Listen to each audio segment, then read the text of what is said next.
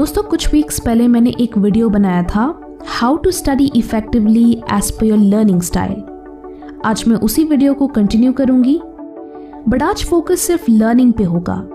यानी आज हम जानेंगे what is the right way to learn, कैसे किसी नए चैप्टर या नई बुक को पढ़ना है, अंडरस्टैंड करना है एंड रिवाइज करना है।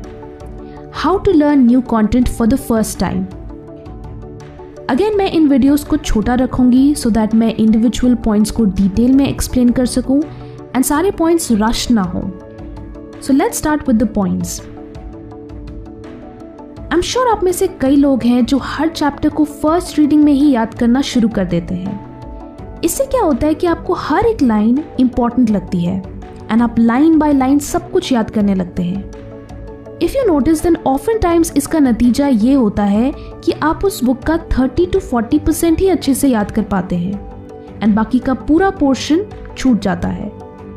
So what you have done is कि सब कुछ पढ़ने के चक्कर में आपने वही नहीं पढ़ा जो टेस्टेबल है, जो इम्पोर्टेंट है। सो पहले इम्पोर्टेंट पोर्शन से शुरू करो।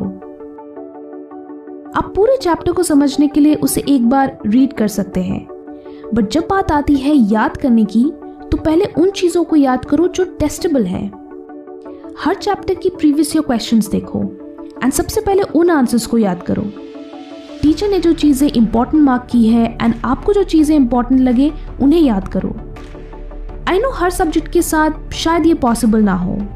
कुछ सब्जेक्ट्स में आपको एक एक चीज समझनी पड़ती है एंड तभी आप आगे बढ़ पाते हो, but those are just 2 or 3 subjects, बाकी सब थ्योरेटिकली होते हैं। So you can try this method accordingly. This will help you in 2 ways. Firstly, सिर्फ important चीजें पढ़ने से आप वो बुक जल्दी खत्म करोगे। Secondly, जब आप mock test paper solve करोगे then you will realize कि आप majority questions solve कर पा रहे हो and that will ultimately boost your confidence. So be smart and पहले वो याद करो जो exam point of view से important है। कमेंट्स में बताएं कि क्या आप एग्जाम से पहले अपना पूरा सिलेबस सक्सेसफुली फिनिश कर पाते हो या नहीं। Active versus passive learning. जब भी आप पहली बार किसी टॉपिक को याद करना शुरू करते हो तो आप एक एक लाइन मंत्र की तरह जपते रहते हो। This is passive learning. इससे आपके दिमाग में कुछ भी नहीं जाएगा। What you need to do is कि जो भी टॉपिक है उसके पहले की पॉइंट्स को अंडरलाइन करो एंड उसे अपने शब्दों में खुद को एक्सप्लेन करने की कोशिश करो। This is active learning. This is how आप उस इंफॉर्मेशन से एक्टिवली एंगेज करोगे सो दैट आपके ब्रेन में उसकी मेमोरी और स्ट्रांग हो। नाउ जब आप उसी चैप्टर को रिवाइज करते हो तब आप फिर से उसे रीरीड करने लगते हो। अगेन इससे आपका कोई फायदा नहीं होगा। आपको क्या करना है कि आपको उन चैप्टर हेडिंग्स को क्वेश्चंस की तरह देखना है एंड खुद से रिकलेक्ट करने की कोशिश करनी है कि आपको उस पर्टिकुलर टॉपिक के बारे में क्या याद है। हो सकता है कि आपको कुछ भी ना याद आए and that's fine. The point is कि आप जितना अपने ब्रेन को एक्टिवली एंगेज करोगे उतने स्ट्रॉन्ग मेमोरी कनेक्शंस बिल्ड होंगे। इस प्रोसेस का नाम है एक्टिव रिकॉल। एक्टिव रिकॉल और एक्टिव लर्निंग के कई तरीके हैं, जैसे कि आप पूरे चैप्टर को एक पेज में समराइज कर सकते हो in the form of mind maps, spider diagrams या सिंपली नोट्स बना सकते हो। इससे क्या है कि सबसे पहले तो आप उस टॉपिक को अच्छे से अंडरस्टैंड करोगे because that is the most important thing required while learning. Secondly, ये आपका ध्यान सिर्फ इंपॉर्टेंट एंड कोर इन्फॉर्मेशन पे रखता है and not the entire book, जिसमें से 60% चीजें एग्जाम में नहीं पूछी जाती। Friends, before moving to the final point, कई स्टूडेंट्स मुझसे कमेंट सेक्शन में ये कहते हैं कि हाउ टू इम्प्रूव इंग्लिश पे वीडियो बनाएं या how to score good marks in English उसके ऊपर वीडियो बनाएं।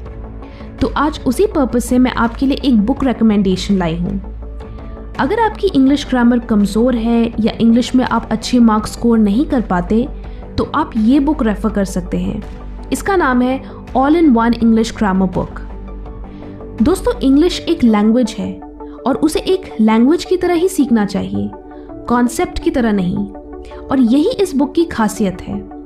ये बुक 2 साल की रिसर्च के बाद रेडी की गई है।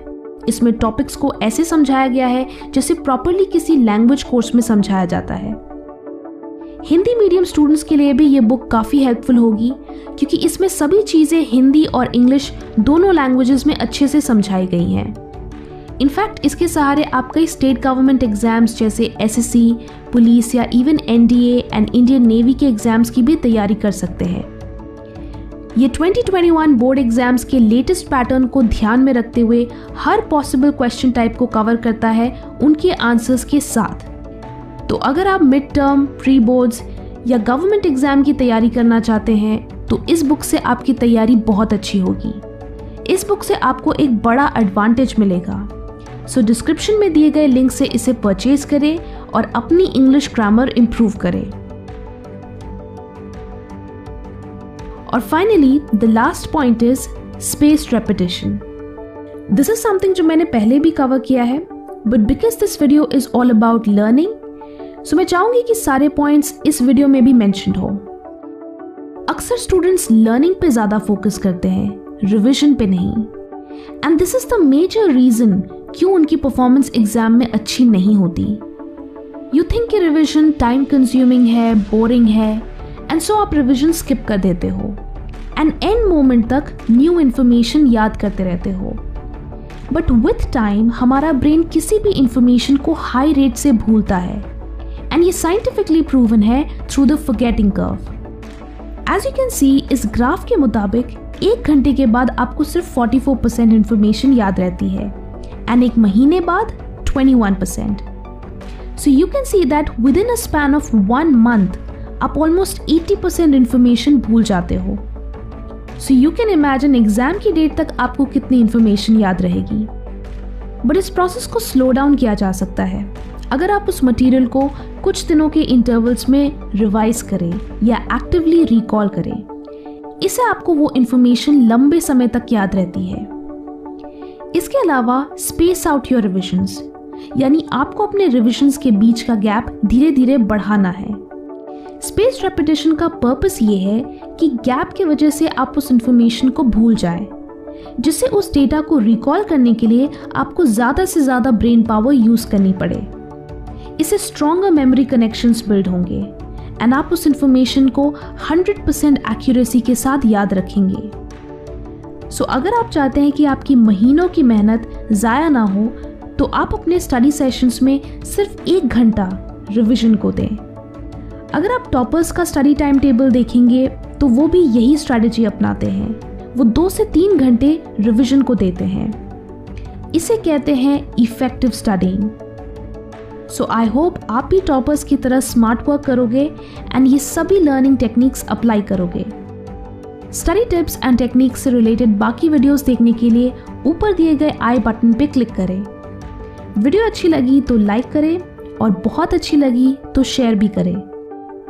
Thanks for watching and stay focused.